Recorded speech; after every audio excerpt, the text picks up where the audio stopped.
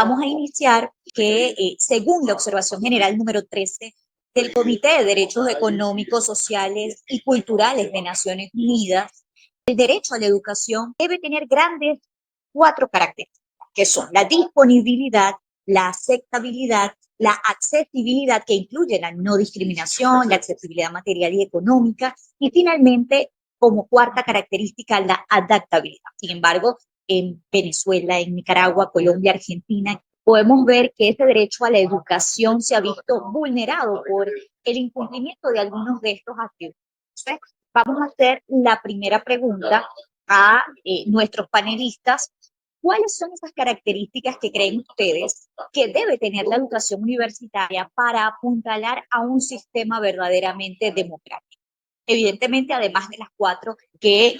ha establecido pues Naciones Unidas. Quiero darle la palabra en primer lugar al doctor Arturo Peraza para que pues inicie este panel. Adelante, profesor. Lograr un proceso de formación en que pueda de alguna u otra manera asumir toda la temática, todos los lineamientos de derechos humanos y dignidad de la persona. Un elemento fundamental es este tema de la libertad académica y la posibilidad que tiene la academia de poder presentar todas y cada una de las posiciones que sobre un área de conocimiento puede haber, que normalmente son diversas. Y de hecho, yo creo que en esa misma línea de respeto, es importante entender que ni siquiera el docente tiene la capacidad de invadir la libertad crítica que tiene que tener un estudiante para poderse formar un criterio propio sobre qué es lo que de alguna u otra manera él quisiera considerar como legítimo y válido dentro de un marco razonable y evidentemente en donde el marco de la discusión de argumentos, razones, procesos, efectos, etcétera, esté abierto para que la gente pueda entender qué es lo que ocurre, por qué pasa lo que pasa y eventualmente cuáles son las consecuencias para poder tomar decisiones y poderse armar criterios. Para ello, yo sí creo que este tema de la libertad es fundamental. Tú no puedes sentir temor de poder argumentar elementos y aún más cuando tú estás hablando en el ámbito de la investigación. Al comienzo de este foro alguien mencionaba problemas que hubo en torno a investigaciones realizadas por algunos entes. Por ejemplo, en la Universidad Católica Andrés Bello, cuando lanzamos nuestras investigaciones, ya sea en el campo de derechos humanos, ya sea en el campo de derechos económicos, sociales, culturales, ya sea en el ámbito psicológico, a veces siempre existe el temor de, bueno, ¿cómo lo va a recibir el gobierno y qué efectos puede tener en la relación con el gobierno? Lo que es horroroso, porque en el fondo tú estás limitando justamente la búsqueda de la verdad,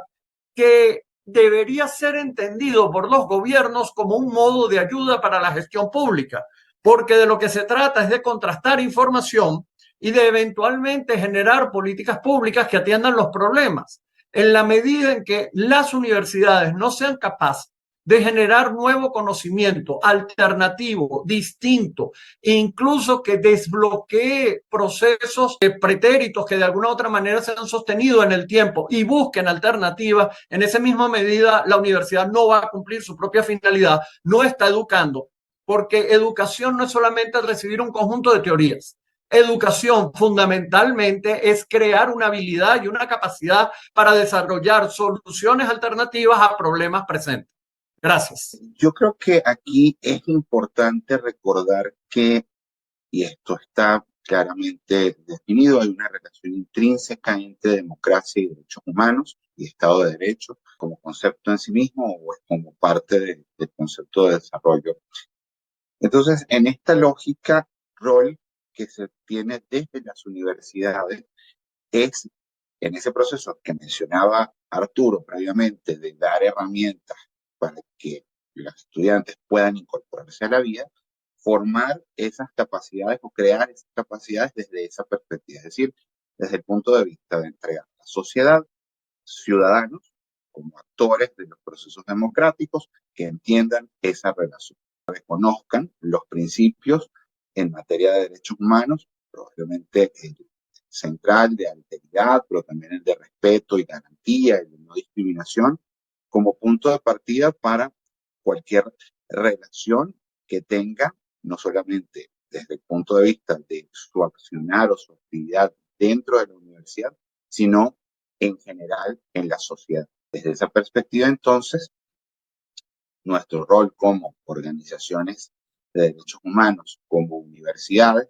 sería organizar toda nuestra estructura para transmitir esos valores dentro de los procesos educativos